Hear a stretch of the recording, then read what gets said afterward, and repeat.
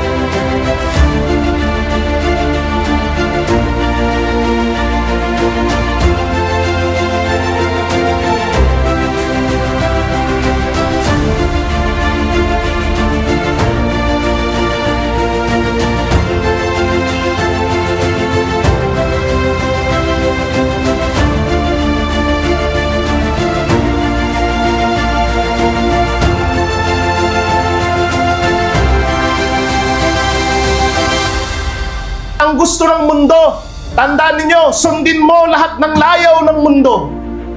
Ang gusto ng mundo, sundin mo at gawin mo, experience mo lahat ng bisyo ng mundo.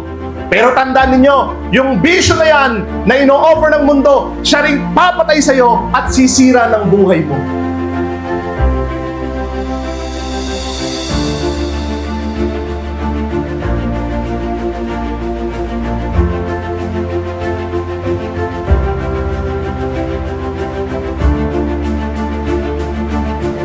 We are in spiritual warfare. Hindi sa anumang laman o dugo, kundi sa spiritual.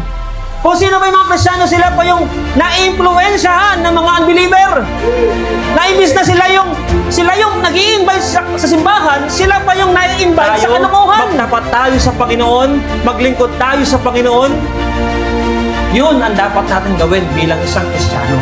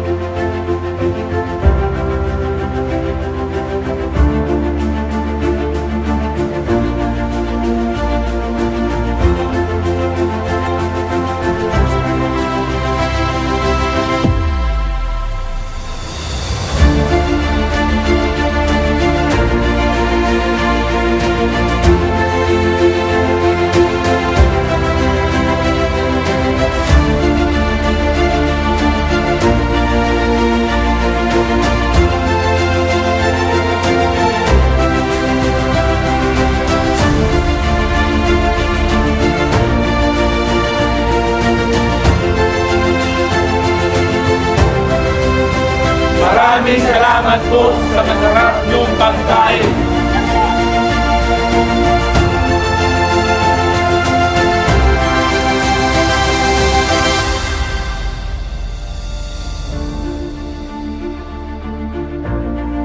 Manatili ka sa salita ng Diyos. Unahin muna natin ang Word of God, amen? Word of God muna, bago cellphone. Kaya ang daming mga kabataan pariwara ang buhay kasi ayaw magbasa ng Word of God. So bilang kabataan, lumaban ka na mabuting pakikiba ka. Ipakita mo na ikaw ay kabataan ng church. Patunayan mo na ikaw ay saved.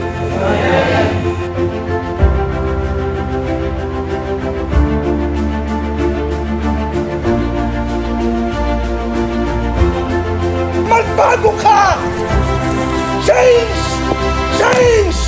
Change! Therefore, if any man be in Christ, sabi ng Bible, he is a new creature. Ang sino man na kay Kristo ay bago na siyang nilalang. Change! Change! Change!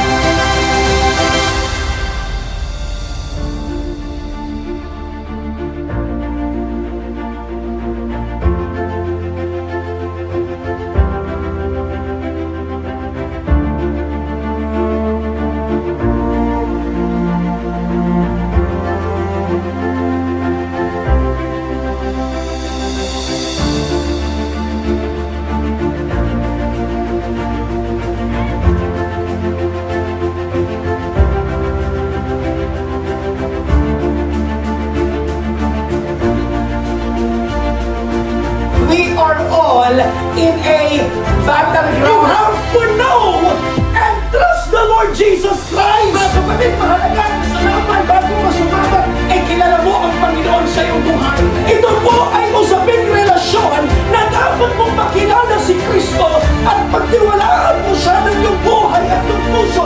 At ang sabi ng Panginoon, ikaw ay magbabagis.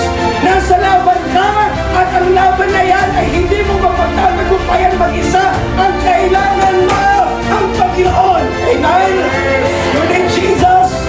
Nasa laban ka at gera, walang hintuan, walang susuko. There is no turning back. Yan dapat ang mindset mo. Yan dapat ang objective mo. Hindi ka hihinto at hindi ka titigil. Magpapatuloy ka at tutuloy para sa Panginoon. You be faithful.